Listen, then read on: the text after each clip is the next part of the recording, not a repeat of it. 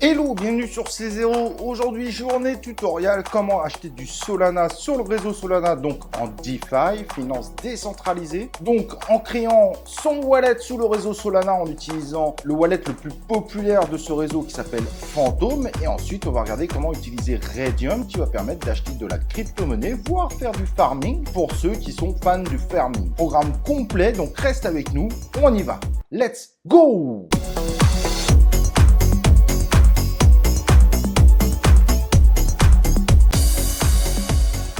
Donc la première chose à faire, n'oublie pas si tu regardes cette vidéo bien évidemment de t'inscrire sur notre chaîne YouTube et également d'activer les cloches de notification afin de recevoir toutes nos vidéos en notification, que ce soit les 3 minutes crypto, donc 3 minutes d'actualité chaque jour, nos vidéos dossiers comme celle-ci autour de Solana et nos lives 100% interactifs où tu pourras donner ton avis, participer, bref, les lives où tu es le héros. Donc si vous avez suivi à peu près les crypto-monnaies depuis un an, vous savez que le réseau Solana est devenu l'un des plus populaires aujourd'hui. Il y a énormément de projets qui arrivent dessus. Certes, le réseau a connu quelques problèmes, mais malgré tout, le nombre de projets est bien là. Et forcément, c'est intéressant de pouvoir faire de la DeFi, donc de la finance décentralisée sur ce réseau Solana. Et si vous êtes habitué à la Binance Smart Chain avec PancakeSwap, MetaMask par exemple, sur le réseau Solana, ces outils ne fonctionnent pas, et on va voir ceux qui fonctionnent sur ce réseau. Donc la première chose évidemment à faire, c'est d'installer ce fameux wallet, donc wallet dédié au réseau Solana qui s'appelle Phantom, Phantom.app, donc phantom.app, le site officiel. Il faut toujours récupérer ces wallets à partir des sites officiels car il y a des wallets pirates qui traînent de temps en temps et cela pourrait vous faire perdre vos cryptos dans quelques temps. Donc partez toujours du site officiel, même sur vos téléphones. En prenant la version que vous avez évidemment sur votre navigateur, vous téléchargez donc Phantom et à ce moment-là, vous avez deux options, soit créer un nouveau wallet, soit importer un wallet. Pour importer un wallet, il faut la seed phrase, donc un enchaînement de mots vous permettant de récupérer, et là sur le coup, un wallet sous le réseau Solana.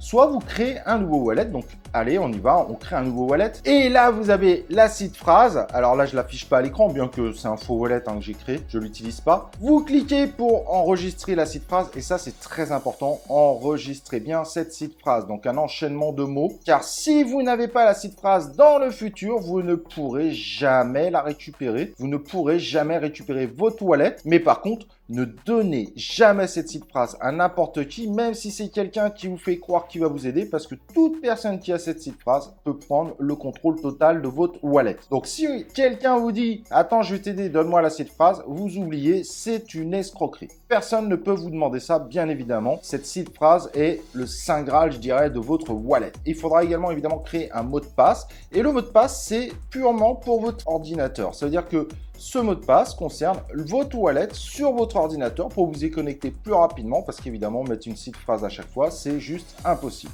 En revanche, si vous mettez votre wallet sur un autre ordinateur ou un téléphone ou un autre device, il faudra recréer un autre password. Le password actuel ne fonctionne uniquement que sur le device sur lequel vous avez installé votre wallet, donc votre portefeuille crypto.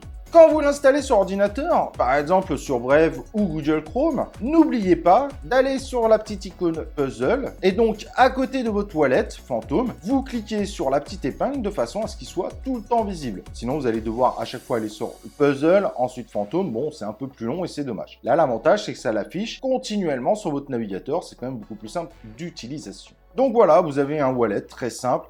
En haut, vous avez l'adresse de votre wallet. Donc c'est là où il y a écrit wallet 1, blablabla. Le blablabla, c'est justement l'adresse de votre wallet. Si vous cliquez dessus, ça le copie automatiquement. Ça peut être pratique pour donner votre adresse à une application ou à un ami pour qu'il puisse vous envoyer de la crypto-monnaie. N'oubliez pas en revanche qu'on est en réseau Solana. Donc quand on envoie de la crypto-monnaie, il faut impérativement passer par le réseau Solana. Si vous passez par le réseau Ethereum ou la Binance Smart Chain, vous ne recevrez jamais ces crypto-monnaies. Ensuite, en dessous, vous avez la liste des crypto-monnaies. Par défaut, vous avez que le Solana, mais si vous mettez en dessous Manage Token List, vous pouvez choisir les crypto-monnaies que vous voulez afficher. En effet, entre les crypto-monnaies qui s'affichent dans votre wallet et ceux que vous avez réellement dans votre wallet, ce n'est pas la même chose. À ce niveau-là, ce sont que ceux que vous autorisez à l'affichage. Donc, si vous recevez de la crypto-monnaie d'un ami, comme par exemple le Ray, pour la crypto-monnaie de Raydium, Si vous ne l'avez pas mis en affichage, il n'apparaîtra pas automatiquement. Donc à vous dans Manage Token List d'aller choisir Raydium, de le faire afficher. Et là, votre token apparaîtra. Donc vous pouvez quand même recevoir de la crypto-monnaie, même si le token n'apparaît pas dans cette liste. Et si quelqu'un vous dit non, mais je t'en ai envoyé, je t'assure, et que ça s'affiche pas dans cette liste, c'est juste que vous ne l'avez pas rendu visible. Le fait d'ajouter le token ici ne veut pas dire qu'en réalité, cela autorise à recevoir une crypto-monnaie.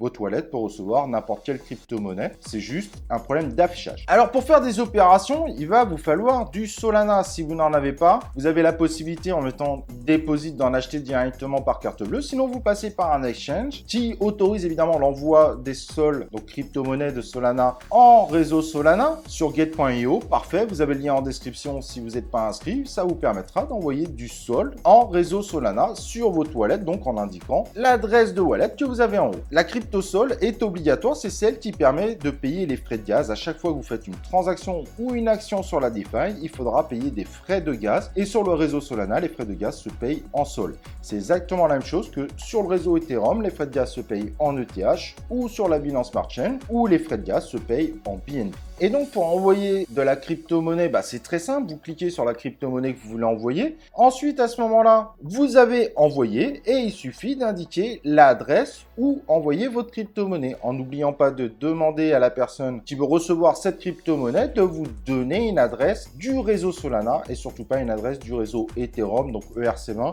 ou du réseau Binance, BEP20, mais bien du réseau Solana. Et pour en recevoir, c'est très simple. Vous mettez évidemment Deposit. Et à ce moment-là, il vous fournit une adresse que vous devez fournir à celui qui va vous envoyer de la crypto-monnaie ou l'exchange à partir duquel vous voulez envoyer de la crypto-monnaie en n'oubliant pas d'envoyer en réseau Solana. Attention sur les exchanges, tous les exchanges ne font pas les envois en réseau Solana. C'est pour ça que moi je vous recommande Gate qui prend en général la plupart des réseaux. Et en bas, vous avez quelques options intéressantes, bien évidemment. Les 4 petits carrés, ça représente les NFT que vous pourriez avoir ou que vous pouvez recevoir sur votre réseau Solana.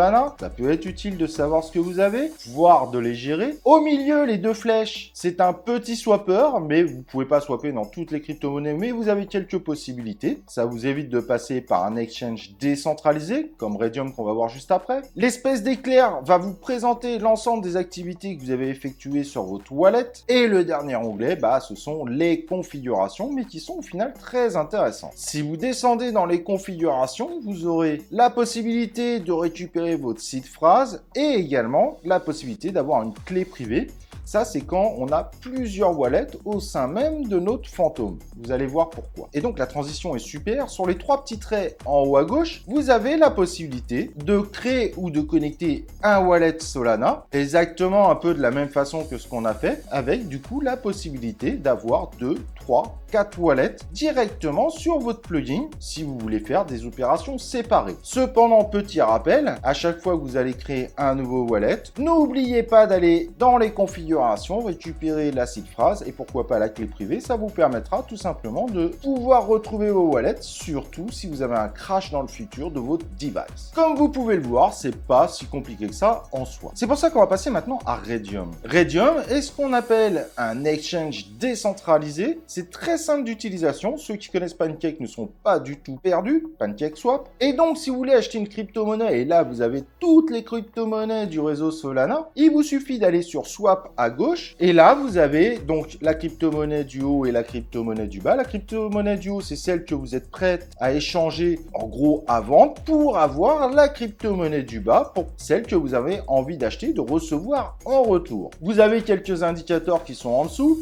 Quel pool de liquidité il va utiliser? Là, a priori, il va utiliser ceux de Raydium, parce que Raydium n'est pas que ce front office, mais a aussi une notion de back office, de gestion de pool de liquidité. Et là, vu qu'on veut du Raydium, on va acheter en Solana, il va vous dire le nombre de Raydium minimum que vous allez recevoir. Car en effet, sur un exchange décentralisé, vous aurez ce qu'on appelle un slippage, un taux de slippage. C'est quelle est la tolérance entre le prix qui a été annoncé et combien vous pourriez recevoir au minimum. Car évidemment, quand on fait des swaps, il y a peut-être d'autres personnes qui font des swaps, surtout lors des listings de tokens. Donc, vous dites la tolérance d'achat que vous accepteriez. Par défaut, le taux de slippage est relativement bas, mais à gauche, vous cliquez sur Settings et vous pouvez changer votre taux de slippage, surtout pour un début de listing. listing, il faut être relativement haut, ou quand vous avez un token particulier qui intègre automatiquement des frais de transaction qui impliquent que le taux de slippage doit être évidemment au minimum au-dessus de ces frais de transaction. Pour ceux qui veulent faire du farming, vous avez Liquidity pour créer vos pools de liquidités. Donc vous allez créer vos liquidités en mettant deux crypto-monnaies ensemble. Et si cette paire de liquidités existe déjà, il vous dira automatiquement la proportion. Donc si vous mettez la crypto du haut, automatiquement il vous dira combien il faut de la deuxième crypto et vice versa bien évidemment. Et quand vous validez, vous allez créer des liquidités sur une paire que vous pouvez sur cette même page en bas